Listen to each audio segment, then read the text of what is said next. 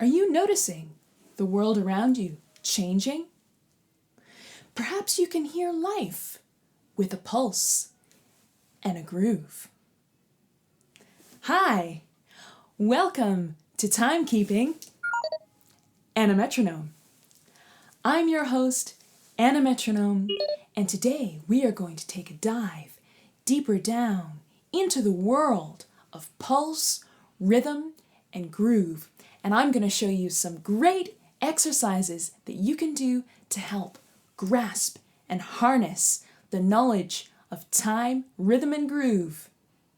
Come along with me. You're just in time to have some fun.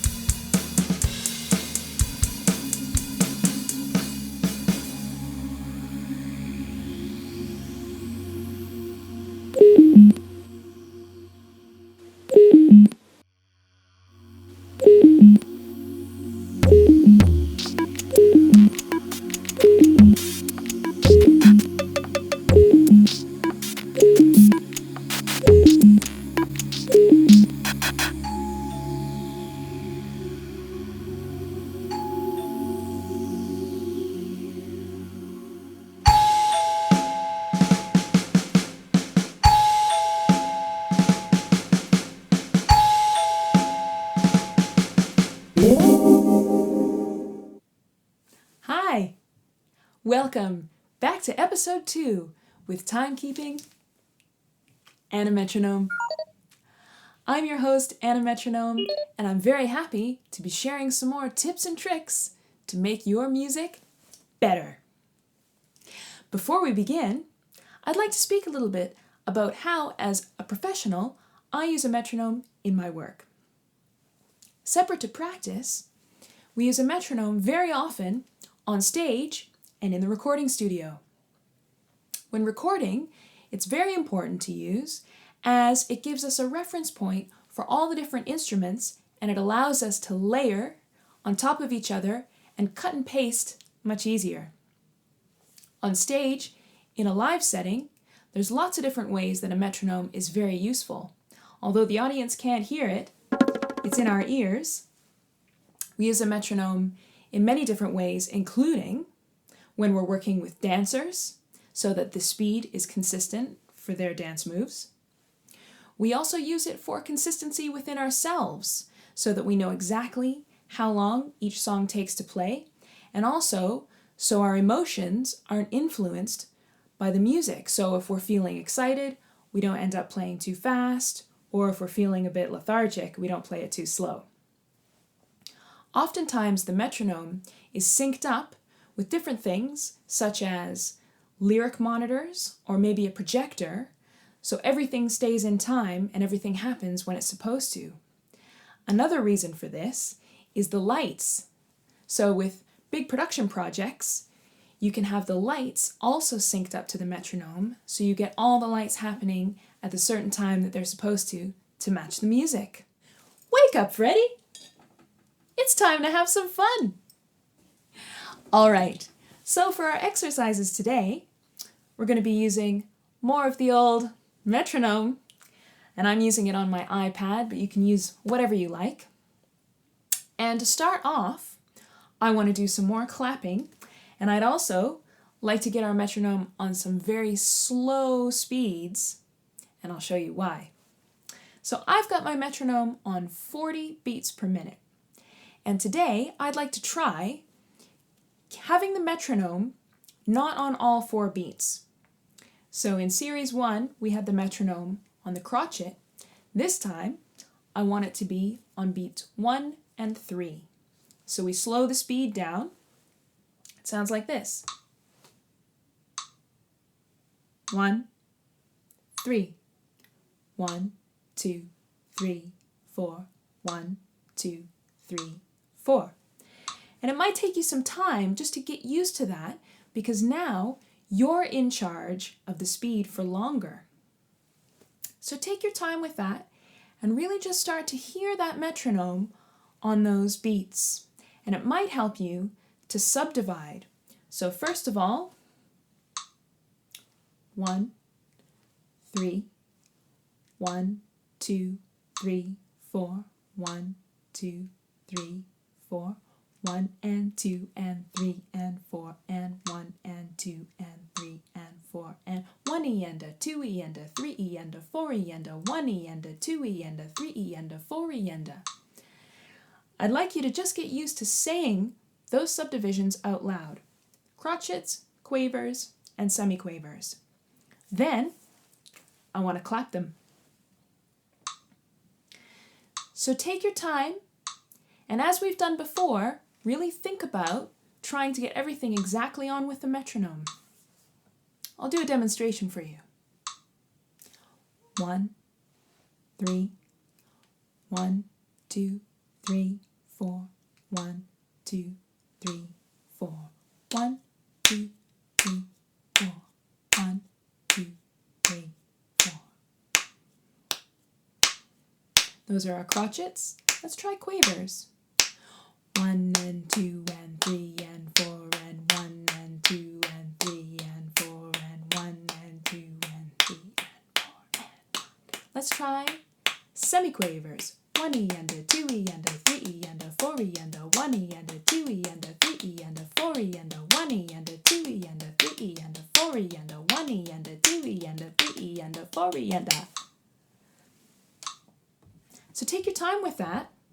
Go through and try them in different orders as well, going from crotchets to semiquavers to quavers, every different combination. Yes, I know. I'll give you a snack later. Oh, sorry. Now I want to try that same exercise with the metronome on beats 2 and 4. So we'll go through crotchets, quavers, and semiquavers, now with the click on 2 and 4. So we're still at 40 beats per minute.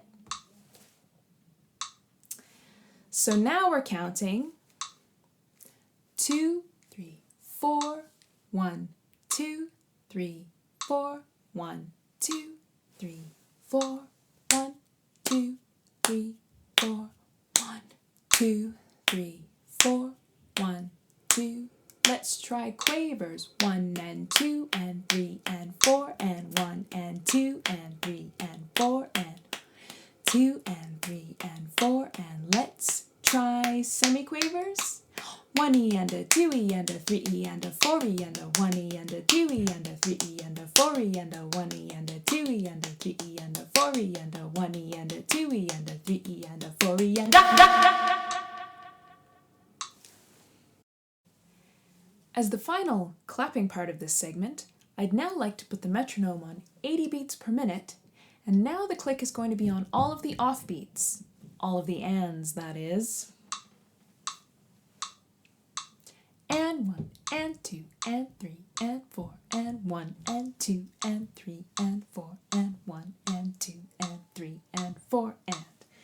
Might take a while to get used to this, but just start off slower if you want to. You can slow that metronome down. And I find it helps to say the ands first and then add in the other numbers. So let's do some clapping of crotchets, quavers, and then semiquavers. And 2 and 3 and 4 and 1 and 2 and here are some crotchets. 1, 2 and 2 and 3 and 4 and 1 and 2. And let's try quavers. 1 and 2 and 3 and 4 and 1 and 2. And then semiquavers. 1 E and a 2 E and a 3 E and a 4 E and a 1 E and a 2 E and a 3 E and a 4 E and a 1 E and a 2 E and a 3 E and a 4 E and